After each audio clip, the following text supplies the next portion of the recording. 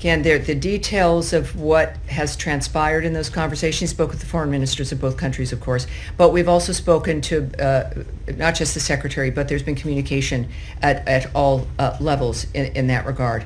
And there is a few more things, though, that I do have for you, and I want to make sure I get to them as we watch this unfold. It's not unfamiliar to us regarding the region. Obviously, it does continue to evolve, right? That's something we've all seen. We are monitoring closely. Yesterday, for those of you who were unaware of this, the Secretary spoke with Indian External Affairs Minister Jay Shankar and Pakistani Prime Minister Sharif. As the President articulated to Prime Minister Modi last week, the United States stands strong with India against terrorism, and Prime Minister Modi has our full support. The Secretary encouraged both countries to work toward a responsible solution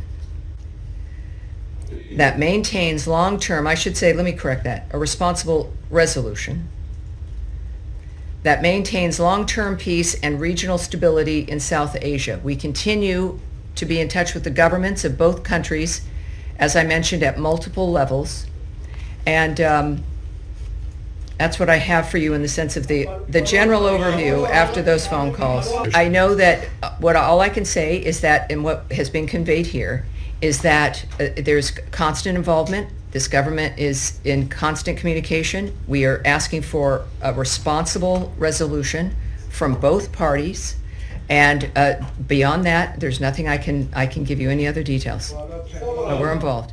That the recent mineral deal with Ukraine sends a clear message to those who have accused President Trump of being sympathetic to Russia. Yeah, I think that there's a lot of media that goes on when you're dealing with issues of negotiations. The answer, of course, is not to not speak to people. And that was the idea and the theory for the last administration, where Russia wasn't spoken to for at least 3 years. And so even a lot of heat of the idea of speaking to Putin. There was a lot of heat when he went to visit Kim Jong-un. But Secretary Rubio is very similar when it comes to what President Trump's view is that people have to be spoken with, face to face, one-on-one. That diplomacy is about human beings making arrangements, talking about things, finding a common ground.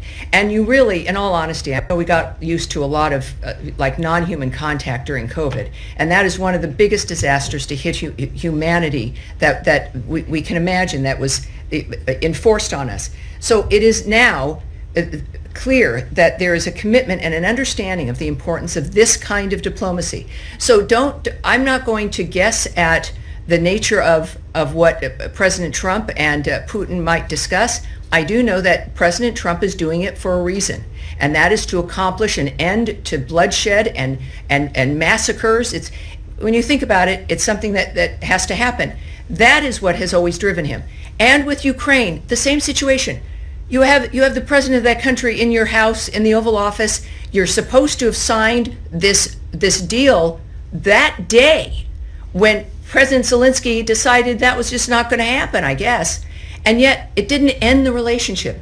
They meet in Rome. They sit down with each other. And then this happens again. We know this is important to all of us, and to those men and the women as well involved in these negotiations.